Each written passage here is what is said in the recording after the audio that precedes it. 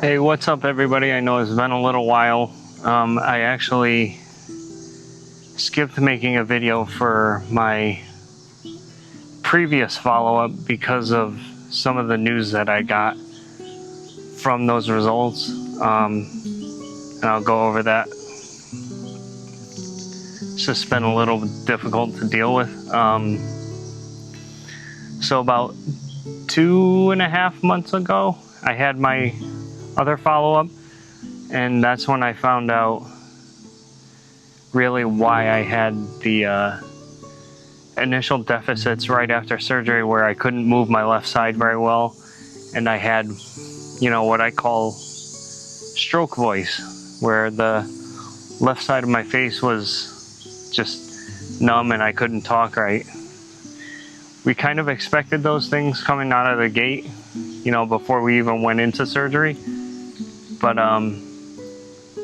at that follow-up, that next MRI that I got showed a bright spot on the MRI, on the images, and that kind of freaked me out. And I was, between me and my wife, trying to get some information from the doctor as to what it was, because it almost looked worse than the initial scan where they found the tumor. But when we got a hold of the doctor, they said, oh, everything looks pretty normal, considering the surgery and everything. But once we went back in for the follow-up with Dr. London, my neuro-oncologist, it turns out that that area where the tumor was, it was bright again because of blood buildup, which is normal blood and fluid buildup that happens after surgery, which is normal. And I guess I kind of expected that, but when he looked over it a little more, he figured out that it was actually a stroke, and that was probably during surgery. I don't think it was after the surgery, but that would explain why I had the problems that I did. I couldn't move my left hand or my arm or anything, which I had already told you guys about. So after finding out that I had that, it's just been hard to really, I guess live with it, knowing that. Because I think I mentioned in one of my first videos that my biggest fears are things like strokes and aneurysms. You can't see them. They just kind of silently mess you up. I don't know how to explain it. But finding that out just kind of freaked me out. Rightfully so, I guess. But it's just been weird to live knowing that kind of stuff. But it certainly explains a lot. So yeah, that's kind of the reason why I skipped the video, because I just needed to, I guess, be with that for a little while, if that makes sense. You could probably tell that my voice has already improved. I don't sound as, I don't know, the only way I can explain it is like I don't have as much of a stroke voice anymore. It's easier for me to talk. I don't really drool as much out of this side. I can smile again, so that's coming back. Although I walk around, I still feel like I'm, smiling with only half of my face. I guess I'm just not really in tune with the way my face feels now after everything. But it's definitely getting better. So that was for my previous follow-up with my oncologist, and not a whole lot that we found out. It was really just that stroke business, which just messed with me a bit. So as far as my most recent follow-up, which was a couple weeks ago, was August 1st, I believe. that MRI showed improvement on the damaged area from the stroke, and the blood and fluid that had built up in the cavity where the tumor was. So that's improved. It's not as bright on the MRI, and the size of everything has shrunken significantly, where like I could see it just by looking at it quick when I get the results on my chart. So that's exciting. But you know, even with all these improvements and everything, it's still, things are still a little tough.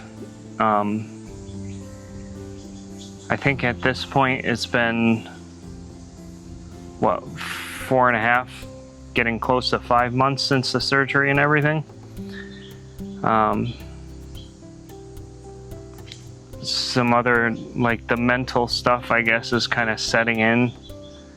And as weird as it might be to talk about this on camera and whatnot, like depression and like guilt and things like that, it's tough, but I also want to make these videos to possibly help other people that may have been in a similar situation or maybe going through something similar right now. So the main thing in the past week or two prior to this video, those two things I've been dealing with: survivor's guilt and just kind of, I don't know how to, I guess, live my life after basically getting a second chance. But yeah, the two big things I think are the survivor's guilt and kind of the weird depression that goes with I don't know how to live my life. The a little bit of the guilt, the survivor's guilt, comes from seeing other people that have gone through something similar. You know, maybe they had something similar to what I had it taken care of, were kind of tumor free for a while, and then it came back and just went south really quick. And having that kind of thing happen, and you know, happen to people that I know or are friends of friends, you know, it's just tough because I see what these brain cancers and things do to people, and it's just, it's horrifying, really. Like, I don't know how to live without having that somewhere in the back of my mind constantly. Like, I know everything got out, my surgeon got everything out, and I'm good. I feel good, I'm recovering great. I've got almost all of my function back on my left side. My voice is improving, everything's improving. It's just, it's tough. Also, one thing that I don't know if I mentioned before, but the type of tumor that I had was actually called an Oligodendroglioma, which, from the little bit of research that I've been doing and what my doctors have been telling me, that type of tumor is actually a slow-growing form of cancer. So that's just another thing that's always going to be in the back of my mind, as far as just being, I don't know, unsettled with the whole brain tumor thing. It's just that fear of the possibility of it coming back, or having to deal with like chemo and all that stuff. I know we have a plan in place in case anything does happen, and I I hope it never comes to that. But yeah, I don't really know much else what to say other than I'm dealing with a lot of the mental stuff now. I think sort of the shock and everything of the whole process is kind of settling out, and so I guess in recent weeks, now that I know that my MRIs and everything are on track, it's still just difficult living with the knowledge of everything that happened and, you know, the possibilities that could happen, but hopefully never will happen. Anyway, I want to try to keep this one a little short, and I can kind of get into some more of the mental health stuff in another video, but I think that's kind of enough to dump on you right now. The other thing I would like to mention is if there's anybody else out there, you know, be it friends or family or whatever, or you know somebody that's going through something similar, I have a little bit of experience in this, so I can help talk you off the ledge, so to speak. I've had a few friends and obviously my wife to help me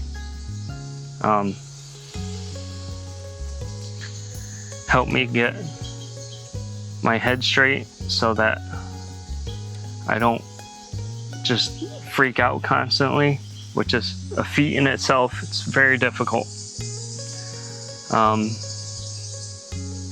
also trying not to research the hell out of everything. It's natural for me to want to research things that I don't understand, but this is the kind of thing that I kind of want to not do too much, at least not right away, because I'm just afraid of what I'll find out.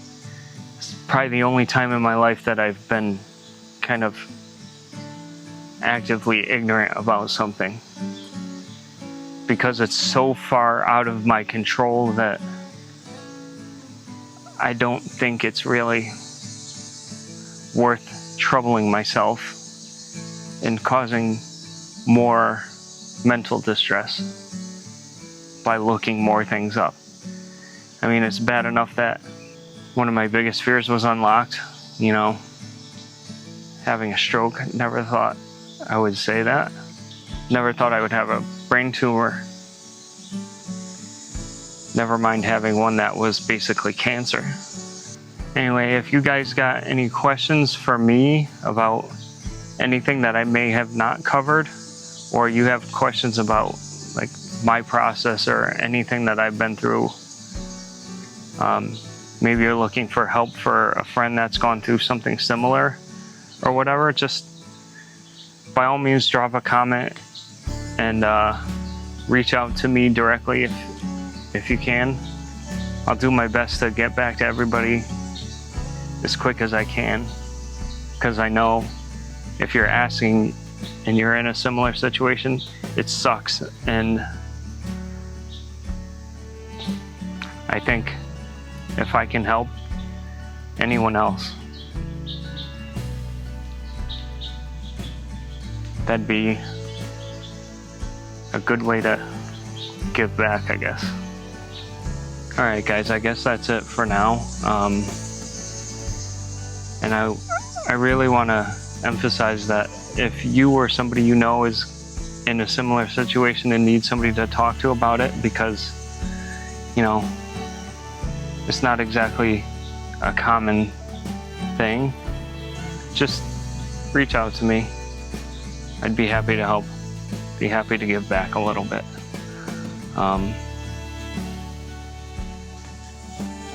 Alright, I'll see you in the next one.